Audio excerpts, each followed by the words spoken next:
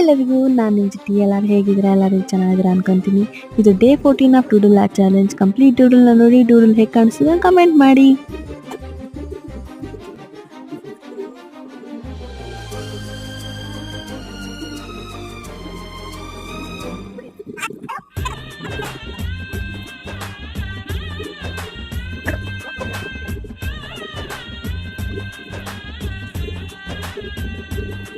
ತುಂಬಾನೇ ಹುಷಾರಾಗಿ ಇದ್ದೆನು ಹಾಗೆತ್ತು ನಾ ಪ್ರೀತಿಲಿ ಬಿದ್ದೆನು ಕಣ್ಣೋಟ ಕಲ್ಯಾಣ ಎಂದಿತ್ತು ಮಾತೇಕೋ ಇನ್ನೂ ಕಾಲ ಕೇಳಿತು ಮನಸ್ಸೇಳೋ ವಿಷಯನ